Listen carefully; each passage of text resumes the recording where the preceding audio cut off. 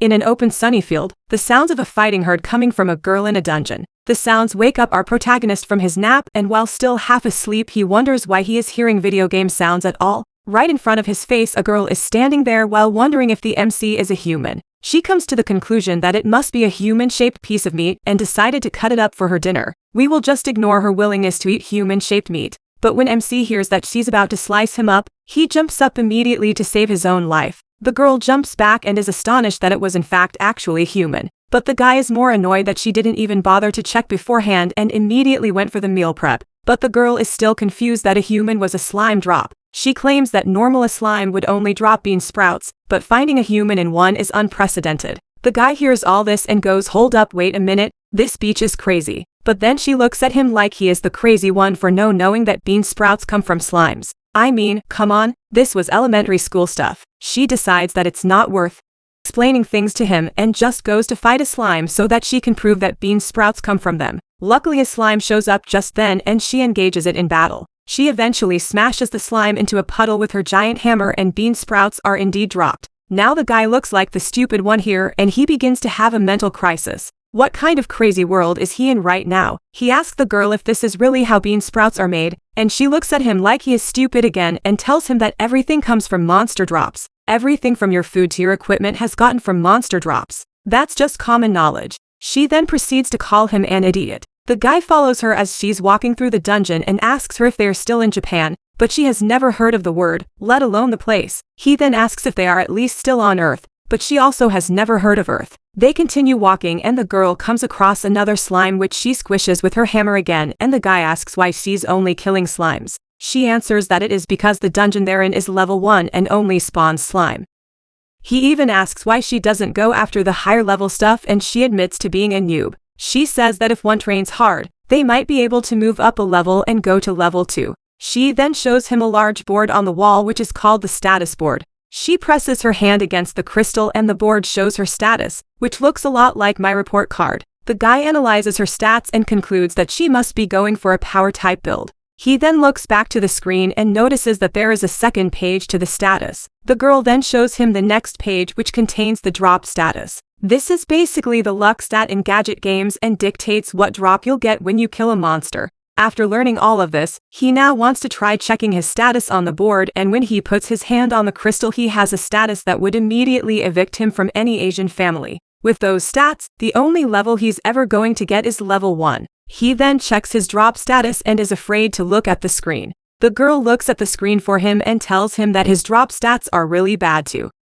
He looks up. He sees that all these drop stats are S rank. They have different opinions on what S means. The girl thinks that S is below F, so it must be really low. But the guy thinks that S is meant to be high, so they put it to the test. He looks around for a weapon so they can kill something but doesn't find anything. So the girl offers him her hammer, but it proves to be too much weight for the guy's arms. She then pulls out a bamboo spear and this one should work. Another slime approaches us and the guy sets about trying to kill it, but the slime is dodging his attacks at first, but then it gets stabbed and melts into a puddle. It's a lot of bean sprouts as his drop and the girl is surprised. In the 2 years she has been at this dungeon, she has never seen so many drops at once. This proves that S is definitely above A in the ranking system. The guy's stomach begins to growl and the girls suggest that they eat together. He tries the bean sprouts that she prepared and he loves them so much so that he starts crying. It's been so long since he was last able to eat a warm meal with another person. He worked himself to the hospital on Earth, then when he finally got out, he worked even more until he ended up here as a slime drop. He's thinking about all the time he wasted and how stupid it was for him to work himself to death, but then the girl hugs him out of nowhere, even though she has no idea what he's talking about. She tells him that he will surely get rewarded for all the time he put into work. Eventually he thanks the girl for her encouragement and asks her if there is anywhere to sleep in this world. She tells him that there is a village outside the dungeon that he can find some lodging at, and tells him to hurry since she's going to sleep soon. He asks her if she's actually going to sleep in the dungeon, and she explains that she has turbo drops, so she can't afford to live in an apartment, even though it is her dream to be able to live in one. She wakes up, farms slimes, eats bean sprouts, and goes to sleep. It's not much, but honest work.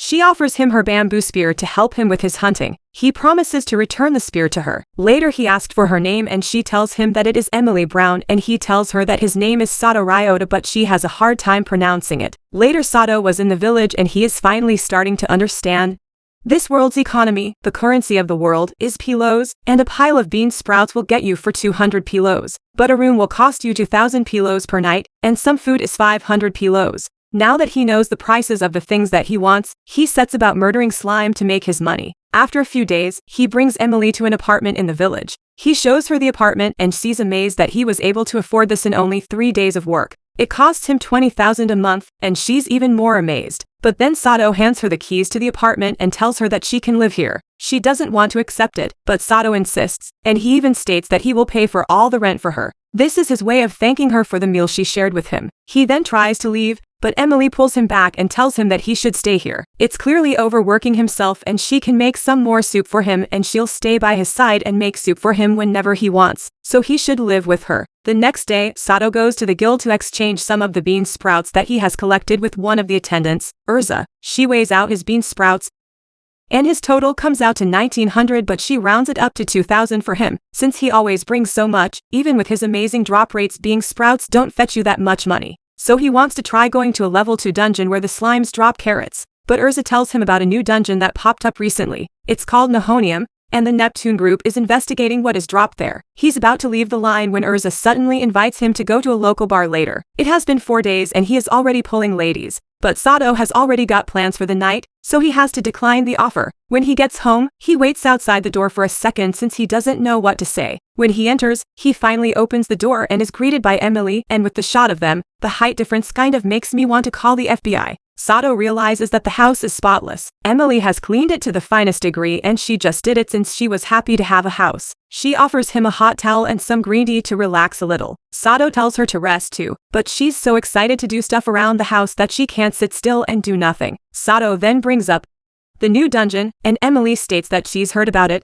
but apparently doesn't drop anything at all. And in a world where everything is gotten from monster drops, a dungeon that doesn't drop anything is really unusual, so much so that he wants to investigate it. He's walking through the new dungeon later when he gets jumped by a skeleton, and he still has trash fighting stats, and when he tries to stab the skeleton, the spear goes straight through it. So he is definitely going to lose this fight, but luckily a pillar falls straight onto the skeleton, crushing it underneath. The skeleton is still alive, but has been pinned to the ground, allowing Sato to strike it repeatedly up until it dies, and afterward a drop comes out and Sato picks up a seed. When he finally picks up the seed, it is immediately absorbed and he hears a sound that tells him that his health stat has increased. This is an amazing discovery, and he immediately goes to call Emily so that they can check his status together. When they check, he finds that his status has definitely risen. It went from F to C, which is an amazing jump in step points. They set out to start farming the skeletons and discover a few things.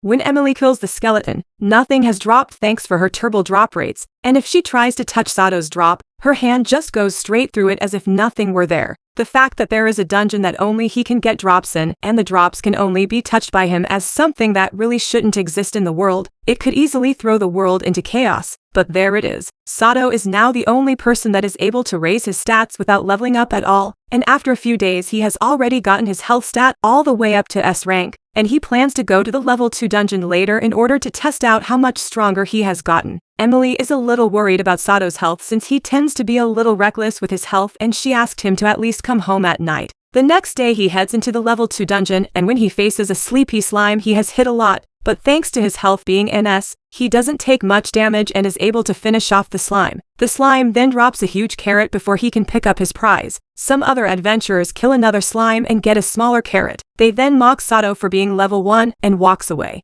And Sato turns around and notices a bunny girl standing behind him. She then says she hates level 1 people, chops him on the head and then leaves. Yeah, this world is pretty strange. Later Sato was showing Emily how much he made today and he got 8,000 for the carrots. But then there is a knock at the door, and when he checks, it's the same bunny girl who then chops him on the head and states that she loves him. Yup, really strange. This was the end of the first part. Thank you for watching. Don't forget to like and subscribe. We will see you in the next part. Bye.